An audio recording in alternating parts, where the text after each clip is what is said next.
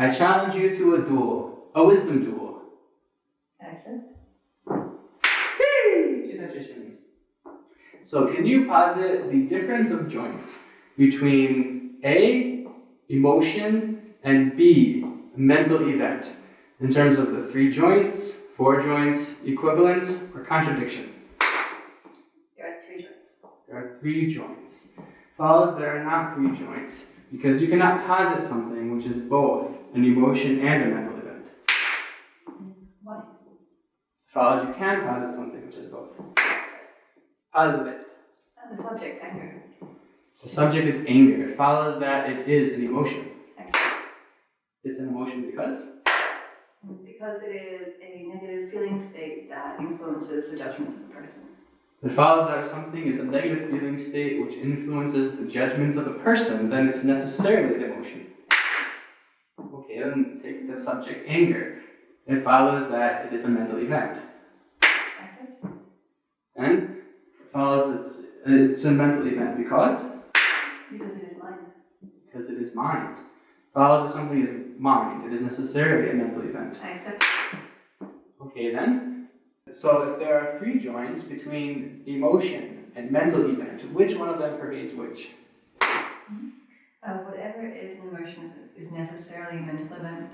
Whatever is a mental event is not necessarily an emotion. It follows that whatever is a mental event is not necessarily an emotion. Excellent. How's it something like that? The subject, the sense consciousnesses. The subject, the sense consciousnesses. It follows that they are mental events. Excellent. They're mental events because? Because they are clear knowing. Because they are clear knowing. Follows that if something is clear knowing, it's necessarily a mental event. Excellent. Okay, take that subject, the sense consciousnesses. Follows that they are not emotion. Excellent. They're not emotion because? Because they are not a positive or negative feeling state that influences the judgment of the person. So it follows that something is not a positive or negative mental state that influences the judgments of a person. It's necessarily not an emotion. Okay, then can you posit something which is neither of those two, neither A, an emotion, nor B, a mental event? Excellent. Okay, posit. And the sense powers. The sense powers. Take the subject, the sense powers. Follows that they are not a mental event. Follows that they are not a mental event because? Because they matter. Because they are matter. Follows that something is matter, it is necessarily not a mental event. Excellent. Okay, and take the subject, the sense powers. It follows that they are not emotion. Excellent. They are not emotion because? Because they matter. Because they are matter. It follows that if something is matter, it is necessarily not an emotion. Excellent. Okay, so now I'll start the question a bit about investigate is sense powers. Okay, so it follows if something is a sense power, it's necessarily not a mental event. Excellent. It follows if something is contained within a sense power, it's necessarily not a mental event. What does that mean? It's contained within. I accept. Okay, so it follows that a sense power, right, take the subject, a sense power. It follows that it is that physical object upon which the sense experiences and sense consciousnesses arise. It depends upon that, right? So take the subject, the human brain. It follows that it is a sense power. I accept. Right. So the human brain is a sense power. So take the subject, right? Take the subject, the neocortex of the human brain that's being activated as a person is remembering their mother. Okay. It follows that that is a sense power. I accept. And it follows it is matter. I accept. Follows it is not matter because it is a mental event. Why? Follows it is a mental event because it is an event of remembering. The subject was the neocortex. The neocortex of a person that's activated as they remember their mother. Yes. The neuronal firing of the neocortex in that condition. That is not a mental event. Follows it is a mental event because it is an event of remembrance. Reason established. So the subject of the neurons firing at the time of a person remembering their mother follows that is not memory. Accept. It follows that it is not information retrieval of the person's mother by the person's brain. Accept. So it follows that so take the subject, the human brain, it follows that it does not engage in information retrieval. Information storage and retrieval.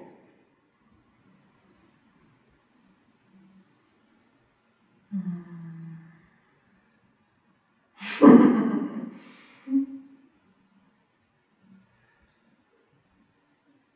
don't know. Okay. It is the know, yeah. basis of information retrieval. But the information retrieval is not by mind. Okay, so if something is an information retrieval an entity which engages in information retrieval, it's necessarily a mental, non-physical entity. No. No, like computers, right? But it's tricky, the example that you're using. Because you have the neurons firing and you're calling that memory. Yes. Yeah, that's not correct. So I'm not sure how to break it down, because I don't agree, but I'm not quite sure how to answer back to you to say it fires and then the mind, it's the basis of the mind that's having memory. Okay, so it's a cause of memory without being It's the physical cause. It's a physical Oh cause. no, it's not cause, it's a physical condition. If something follows or something is a condition of memory, it's not necessarily a cause of memory. Depends how we're defining cause and condition, doesn't it? Define that. This is where you have a sense of how they're defined. But I mean, if something is a condition for something to arise, if it follows that something is a condition for memory to arise, it is necessarily something which, in its absence, the memory also would not be able to arise. So it follows that it being destroyed or prevented from arising necessarily prevents the memory from arising.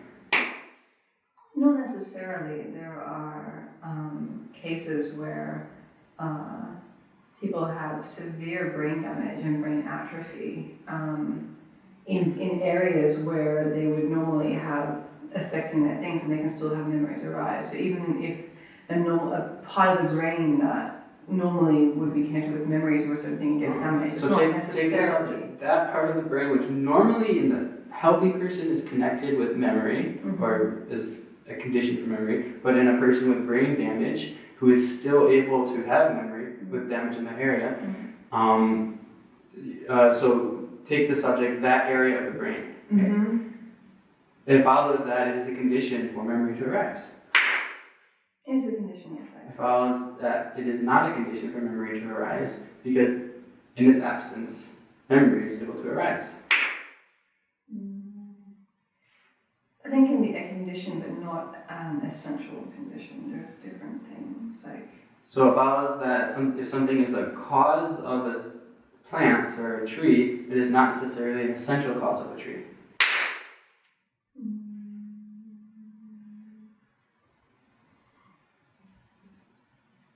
I don't know. Take the subject, the seed. It follows it is an essential cause of a tree. Accept. Take the subject, water and heat. It follows that they are essential causes of a tree. Accept. Yeah. Because? They are essential cause of a tree because without them, the electrochemical processes won't function for the plant to grow. So it follows that something is a cause of a tree. It is necessarily an essential cause of a tree. Accept.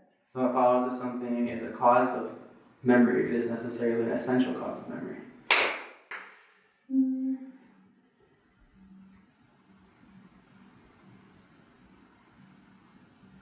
I don't know.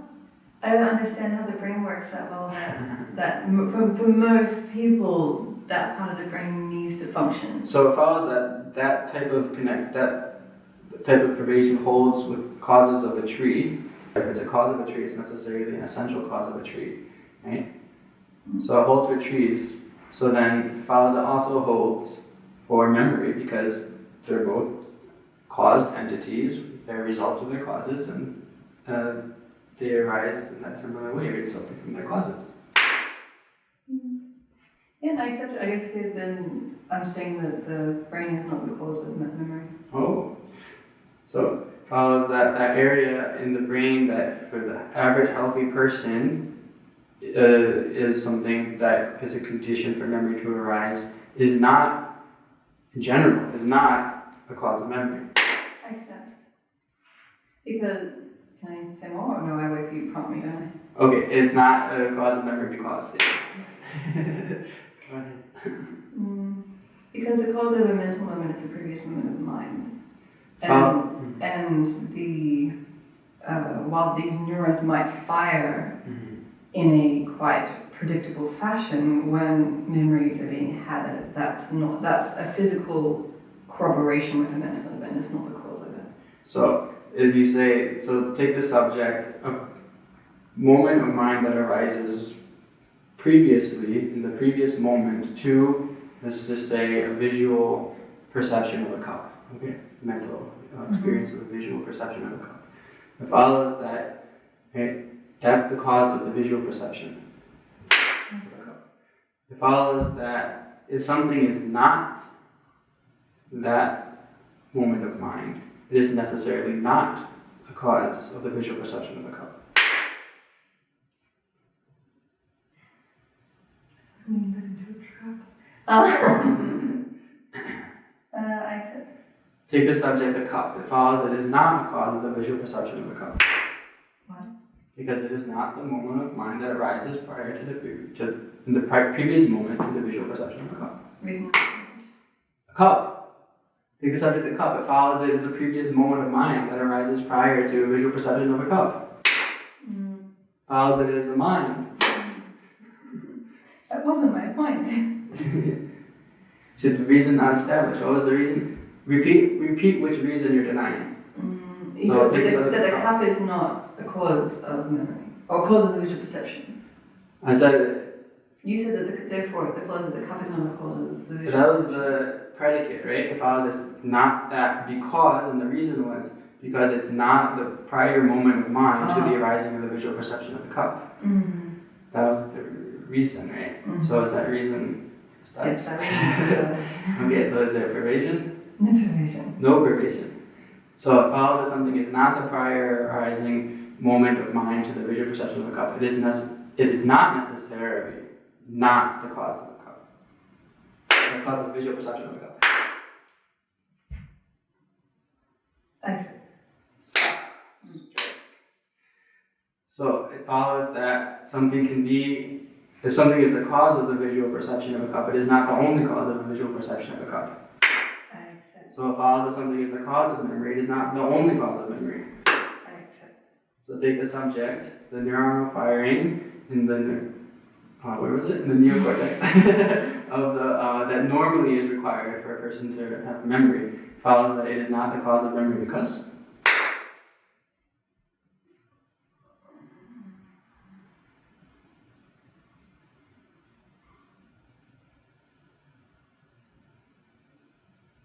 it is one of the causes.